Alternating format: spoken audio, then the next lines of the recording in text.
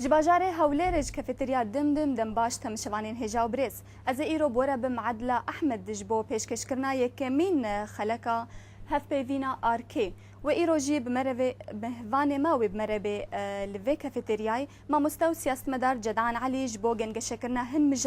مجارا ما ايرو جي او لشكر كرنا نتشار يجعلي انجمنا تشريعية بسر كانتونا جزيرة و اهاتي پسند کرن تقلقي بخير بما مستوى بله وقتها مجارا خوش تمشوان درجیدان ناس کرن لشکر کرنا نچارج علی انجمنا تشریعی یا کوش علی وبهاتی پسند کرن تچاوا خوند وقت سیاست مدار ام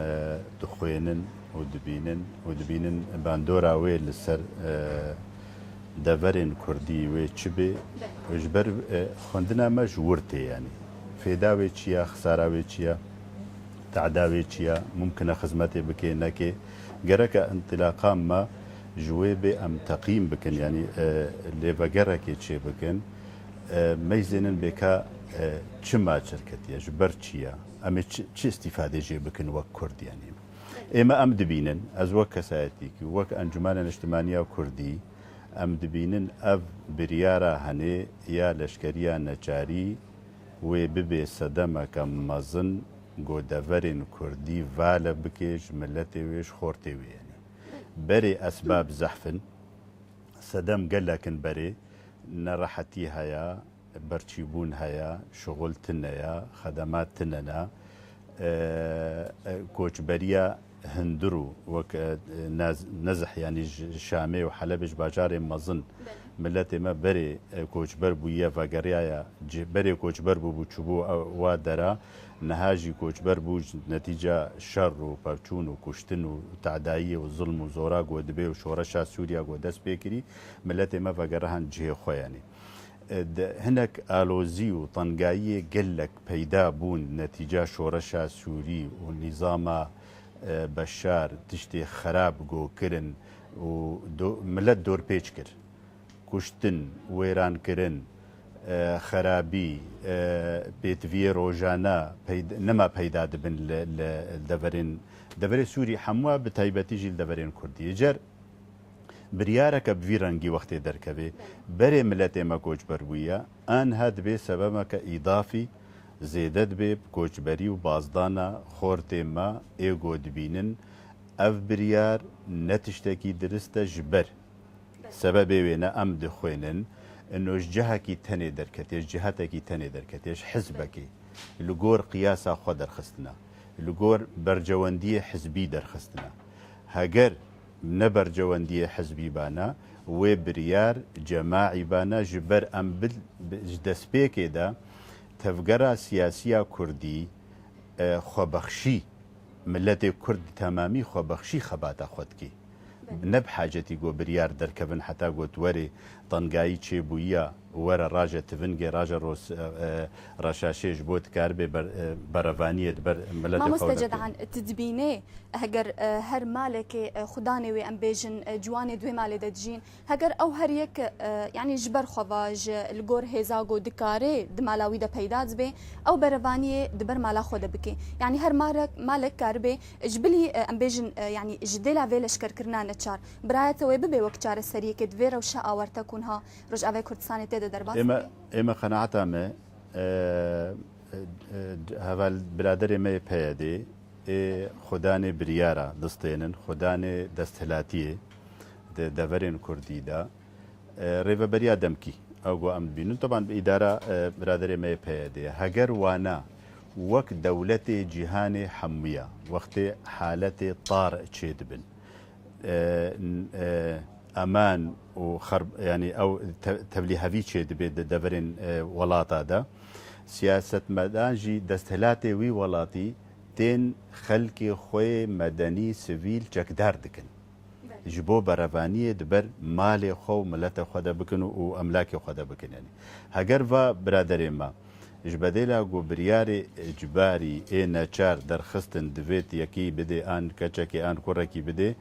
جبديلا وينا ملتي ما جكدار كربانا بلا كربانا دريا خراب تسجيل بالضبط والربط أو نا دوقت حاجتها بي لازميها بي جركة تجي برافانية بكي تجي مجبوري جبرجو وقت زرارتي خطرتي تسر حموكسي راست نسر بيادي تنيتي راست نسر يبكي تنيتي أو خطر وتشتي قوتين طنقاية تشيد بن أنجي كسي خراب تندروتين هجومي دبري مدكن أو مهما محموايا وك ملتي دبرين أمتيدة يعني دبرا كردي ليه بفيرنجي جو دردخن بريارا دهيليش بدلا جو أجدلي خو بخشي مجبوريا خو ببينم واجبي خو ببينم جو از دفاعي دبر خو ملتي خو ولاتي خو دبكم مالي خو دبكم دبي جهة عاجزية جو از نكارم أنا خوازم دبر سها سيوانك تنيدا رنگك تنيدا برافانية بكم همو ملتي مصر خو قبول ناكي جو هفالي فلان حزب ام فرض بكن نحزبه بيدي بي ام فرض بكن حزب مثلا مقابله بارتيكا برزاني ام انها الجم الكردستان عراقي دبن سيوانا واتني دجينابي دفي دستي ملت دهف دبي دفي ام اريكار بن بهفدوره دفي بريار تماما حما تفقرا سياسي وتفقرا جفاكيجي چبشي جواكي هنا اوجد في برياراوانا هبي دفي رأيا وهبي قرار حرب وسلمي دفي دستي يعني هو بشيتي دهبي نت رفكي تاني بله ما مستأج عليكي بردفكي فرمية بنافي كانتونا جزيرة جوان محمد بيجي كو اف بريار وهمو بكاتي روج افي كردستاني والخو بقري تش كرداج عرباش سريانا باشا يعني برايا تسوي حتى تشرادي تفليبونا عرب وسريانا ووقت تفليبونا كردابل سربي برياري شبو برافانية بروج افي كردستاني ده او وقت جوتن خوشة وبريار جي وقت نص يعني بلكي ولو هاتبي لي دهبيرك برادر ما جوان سر الاركي سر تلفزيون كيبو رونا هي برس جيت كرن قال كردستان برس جيت كر يعني نزل برسفد ده عرب حتى انها ام تشتكي اساسي هيا جبير نكن سلطه رجيمه بشار هين دستهلاتا دفرين كرديدا دستهلاتا هين خلكي دبي عسكريه هين خلكي دقري هين خلكي فصل دكي يعني تشاوى ما ببي عسكريه كوري ما ببي عسكريه كجا ما ببي عسكريه ودستهلاتا كديل كيلكا تهيا او يا اساس اوامر دي يعني عرب التزامي بي ناكن في الله والسريان التزامي بي ناكن جبر جروبي واي عسكري لشكري هنا سرياني جو هاو بش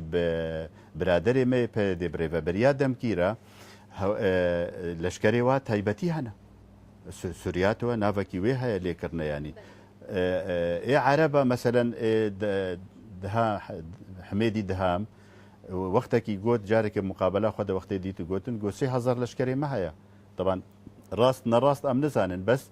تايبتن وايوانا تفي اي ريفابريا دمكي نابن چندك الفرل درا هني بدبن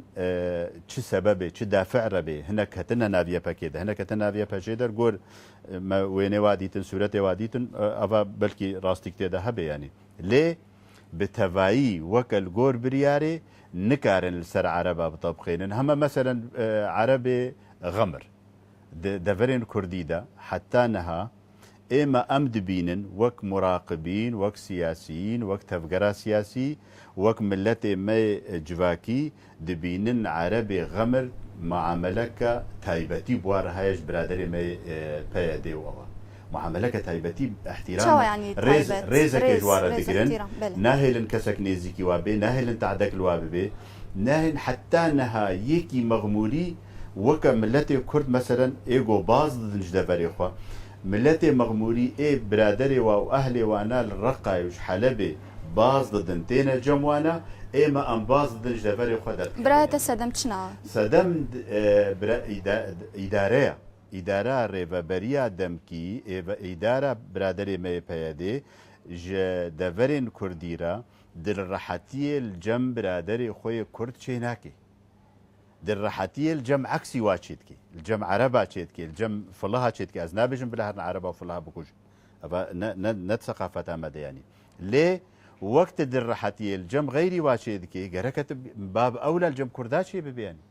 بكردي ما دفي زانبي قوته بەرەڤانیا وی دکێ ji ber Kurdîtiyê ne ji ber hizbîtiyê niha êgo dibe leşkerê peye dê divê dibin siha sûretê apora bê divê sûretê apol ser singawî bê divê sûretê apol ser Kalashnikova wî nabê sersera û serçava apo munadileka rêz û ihtirama me jêra di hebsê de ya zilim xwariya teededîtiya xwediyê şoreşekiya xwediyê şoreşeke komek şehîd dana ev heme cihê teqdîr û ihtiramê elcema bes ez li Sûriya ne mecbûrim wek milletê Kurdê Sûrî dibin siha apo de xebatê bikim ez ne mecbûrim tu mecbûrî wek tu miltezimî wek insanek hizbî îzen ev leşkeriya gotu dike ev berevaniya gotu dike ji ber rengekî dike ji ber bercewendiyê hizbekê dike hemû hizbî şîrîk bin bi hevdûra hewbeş bin bi hevdûra mamoste başa ev biryar hatiya pesendkirin ji aliyê encumena teşrîعî ser kantona Cezîrê başa ji ber çi lêvegerek li ser encumena Niştimaniya Kurdî çênebû berî ku ev biryar werê pesendkirin ji destpêka ragihandina rêveberiyê ji destpêkê de berî got elan bikin diyar li ber çavê hemû kesî hinek ew jî du komît çêbûn wextê elan kirin di ragihandinê de wela em ê rêveberîka demkî pêk bênin yanî çê bikin li ser erdê damezrênin گفتوگۆ چێبوو دناو هەردوو ئەنجومانە دا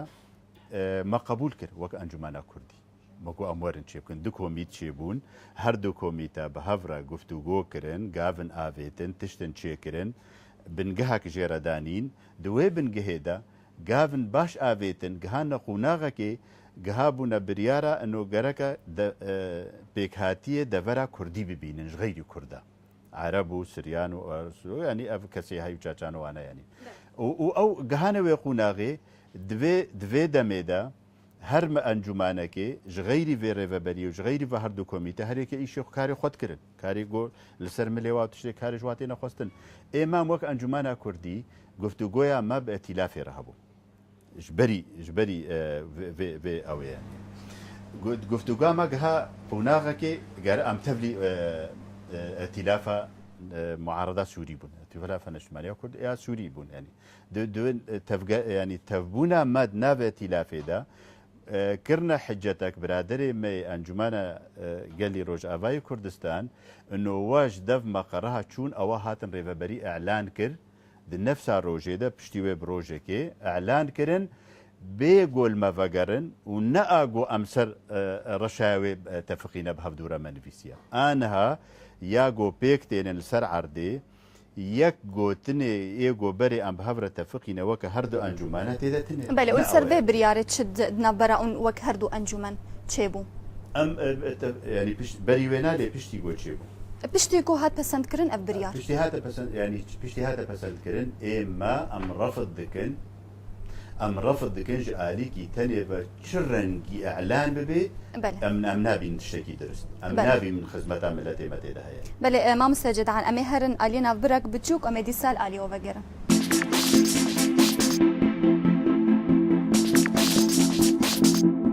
بەێ تەمشەوان هێژە ئەم دیسا لە ئالیە مژارەخوا و گفتوگۆیە ئەوێ ڤەدگەرن بە مامۆستا جێدانرا بەێ مامۆستا جێدان ئۆن وەک ئەنجومەن ئۆن دبێژن کو ئەv تەجنیدا ئەجباری لەشکرکردنا ئەجباری ئەو گەفان لە گۆهەرچنە دیمۆغرافیا دەڤەرێ دخۆی تکارە هەنێکی vênaşmer zelal bike بەێ ینی ئەم بێنە بیراخوا وەک کورد di Sûriyada proje Mihemed Taleb Hilal پروژه محمد طلب هلال كفن شيستا دا تشيبو ضابطي امن وقتي قدما داش قياده قطريره قياده سوريا روي وقتي يكش خالان ايغو تقديم 12 خالتي دنا يكش خالين وي دفري كردي به ليغو فالا ببن وعربه عشائري عربه تيدا بجيبكن يعني جبو هجماري وجبو وقتي هر بجارتن تشيبي دنجي عربه غير كرد برتربنج اي كرد قالكتر بن يعني انفينا هناك تشبهن بوك هوي بريالي برنجا كيجرنجا خدمتها وي مشروعيتي برنجا كيجرنجا خدمتها وي مشروعيتي بقصد ان بقصد بس انجام يكا يعني ام نابجن كتابه محمد طلب هلال انينا دانيا بيشاخ وتنفيذ دكن نولونا جاميرا بس ام دبيجن انجام دا وين نتيجه دي يعني انجام دا وين نتيجه دي اجر جوهرتنا ديموغرافي دفرين كردي دا زراره كم مظنج جبو قضيه كردي جبو ملتي كرد جبو حتى دستلاتيا كردي او اما ام نافليت كن سلطه الامر الواقع بله. ما باوريا ما بينينا نجبرجو فلان وبهفان وفلان حزبيه افرنجيجو اداري بيدكن ام دبين مناسبه حتى ام بتناخوا وك انجمانا كردي هاجر بريار والسلطه دستلاتي بكبي دستي ما ام بتناخوا دي سنه تشتكي درست ام دبين دفي ملتي ما بيك هاتيم دفرين كردي حمته ده هوبش بن شريك بن نه حزبك تاني بحكمه جو سلاح كتي دستي ويدا بحكمه جو بركتنا دستي ويدا ان امكانياتي بي بري هنا بري ثقافتاويه لشكري لجموي اماده وحاضره جوات اشتاره بجوارج برغو لشکری وی هنه جبرگو شهید هنه سرسره ما سرسره پرویه که وری مبه دنگ بکی و مبه بحر بکی مبه گوتن بکی به بریار بکی نشری که بریاری بم تجاره نبی افضل بله اجعالیه یا سا يعني انها قال لك كسي بسبور دي ساد دبيجن كو اف بريار نابي دوك فيدا مي دور درخصنج عليه كانتوني يعني اف وقال لك والسرورن جزاكرن جاليه انجمنا ببهور السر جواكا ناف دولتي يعني باشا برايتا وترسج عليه جواكا ناف دولتي هبي السر بيدي وكانتون كو في برياري يعني هجرش ترسا جواكا ناف دولتي في برياري جيب جينكن بله اما قناعتها مدى مسألة ياساي قال لك مهمة وملت دنياي دولة جهاني منظمات حقوق الإنسان مجتمع مدني في ناحية قال لك بعين الاعتبار دبنياني اما ام وك مثلا هجر ام بير قبول بكن ام تحالا شور اما ام دبينا تحالا شورشا سوريا عامدنا برادر ما بيدي دبينه شورشا روج آوا تايبتي كوي هي او وي هي راستا هناك مثلا تيدا درست ابنا يعني ليه ده حالته شورشي ده تقوناغا شورشي ده نابت بريارا بستين يساي اجبرجو حالك مؤقته تشينابي تهانها تأسيس دكي وتثبيت دكي وقانونا دردخي وكأنه بصدي صلاة عمري ويدريج بكياني كأنه بده صلاة عمري ويدريج بكياني نقولوا يا أبسال فياني ده قناغة دمكية قناغة كمؤقتة يعني بلي رايات سرفيكي تشا ماموستا لسر انها ابريارا هاتي درخستن براياتا هاتي درخستن جبركي ماسي دلشكران دهيا يان او وكان بيجن جبو اجندن دنا رايات تشا سرفي مثلا حمبها بقريدايا يعني او جيتي هيا او جيتي هيا لشكري حكما مثلا ابو 3 صاله دفرين مد حاله شورشا سوري دنا وهو باش انتدا ولو انه ام وك انجمانا الاجتماعيه كردي بيجن ام رنگكي اشتيانا وسلمي دخوازن هاو بشي شورشا سوري بن لبرادر ما بيدي برنگكي ديد ميزين وك آلي لشكري طبعا لشكري ويكيم لشكر ويكيم بن وحاجت بن وقرك بردوام وك هاو بشي وبشجيري جواره هبه دوي وك احتياط هبه وك كتيبه واي خلفي هبن جبو بدرك يكيم بن الويدر زيده بكن ابا تشتكي درسته ومنطقيه يعني ليه تشتا نمنطقي تيدا جو برياري دستين حزبك تاني وطرفك تاني ملتي كرد مستعدة برخدانا خوبكي وجاني خوبدي وجان فدايا بيجو تشتا سر فرض بكي واجب سر فرض بكي هجر يعني وكان هات بيجي كما سيد لشكرا دبي باش يعني هن كتيبه هبون كتيبه كردي بسر ارتش ازاد وبيان نابدر خستن كو امي تبلي يكينن بارسنا قلب بن امي جي بتايبت امي بروانيت بركوباني دبكن يعني يكينن بارسنا قلب دنگمان او تبلي خونكرن يعني صدماوي كتشبو بريارك نحوجي نقاش تيدا ببي الجنب برادري مي بيدي ويبكي قيادة وايا عسكري نابي إنسانك راجي سلاح إلا بن سهوانا يبكي وبيدي وبككي نابي هاو بشي الجم خوال كيلك أخو قبول لكن آن هالدفري مي كوباني نهال دفري كوباني ملتي ما إي برافانية برخودتكي دبر جندي خو ولاتي خو واملاكي خو نام كرامته خو او خددكي اجبر دوجه كسي تندرو او داعش ده بوي يعني الويدري دیسەژی برادرێ me yepekê qebûl nakin got navekî wa derkeve navê kesekî navê ailekê navê eşîrekê ille divêt bêjê yepekê tenê şer dike û berxwedanê dike û berdewam ber vê nahiyê de biraderê me biryar elcem wana nehewciyem serê xwe bwara bêşênin قبول ناكن إلا دبن سهوانا ده أبدا يعني. بله قالك تشالكوان جي دبينن كو أف جافكا باشا كون هاش عليه بيدي هاتي آفيتن اللي أو دبينن وي باشتر بي هاجر حمو عليه كردي ببنيك ولا ركبتنا هوليري فجرن وجاردي باندورا وي تشيبكن يعني برات أفتشت ممكنة هاد فيدا ميدا ببي روش أوارتيل روش أبي كردستاني إما أم دبينن هەموو دەمی وەختێ وێ گۆر بەرجەوەندیە ملەتێ خوا ئەم جاری گاوێ خۆ بابێژن هەگەر ئەمش بۆ ملەتێ خۆ کار دکن هەکە ئەمش بۆ ملەتێ خۆ جانفداییە دکن هەکە ئەمش بۆ ملەتێ خۆ قوربانیا دەدن هەگەر پرۆژامەش بۆ ملەتێ مەیە مەسلەحاوی کودەیە گەرەکە ئەم وێ بکن تم و تم و ڕۆژانە و هەر وەخت و هەر سعات گەرەکە ئەم لە هەڤەگەرن گەرەکە ئەم لە هەڤەگەرن على طول ینی نابێ ئەم بمێنن ئەوە تشتێکی گەلێکی درستە تشتێ پەیمانە هەولێرێ گۆمە هەفتوورە هەردوو ئەنجومانە کری تێدا ئەف چارەسەریە هەموو کێشێ هاتنە پێشیامە تێدا هەیە بەس هەگەر ئەلتیزام پێ ببێ لێڤە جەژبەرڤەیەکێ گەلک خێرخواز gelek ego dixwênin û bêalîne êj bê ne ji her du aliya nevê encûmanê nevê encûmanê dibêjin gerek el hevpeymana hewlêrê û gerek itîfaq çê bibe tiştê mumkin tadîl bibe tadîl bibe divê destê wa destê hev de bê divê milê wa milê hev bê heta gokaribin ji ber ber giran e û em nizanin wê çend sala dî dirêj bike bi terefek bi tena xwe nikarê vê berevaniyê û berdewam bike têde em hemû bi hevdûra bar giran e إجا چاوە طرفەکی تەنێ بێنێ ji ber vêyekê em dibînin gereke em tiştê got menêzîkî hev dikin kêşê teng dikin di nav me de an jî nahêlin nav me de gerek em wa gava babêjin wa biryara bistênin navê em bimênin rola herêma Kurdistanê mamoste Cedan wê de çareserkirina vê kêşê de çi bê li Rojavayê Kurdistanê ême bêqey Rojavayê Kurdistanê lê li vê biryara hatî derxistin يعني سر برياري يعني او جالي خو هرم جالي خو تشاوا كاري في برياري چاره سر بكي باشور كرساني بلي يعني او جالي خو كاربي هجر علي كردي حموا بجهني هب ويعني وكان بيجن هن هيزك لشكري اج حمو اليات شبكي يعني اج علي خو جنجشب بيدي وكانتوني ربكي كو كاربن وك في برياري چاره سر بكن بس ابو 3 ساله اف کێشە بەردەوامە یعنی دەست پێکە مە دەست پێکری بە هەفتوورە ئەین پەیمانە هەولێرێ چێبوو هەنێک دڕەحەتی چێبوو لێ یەک خالێ پەیمانە هەولێرێ لەسەر عەردێ جێبجێ نەبوو یەک خالیژی جێبجێ نەبوو دبن چاودێریە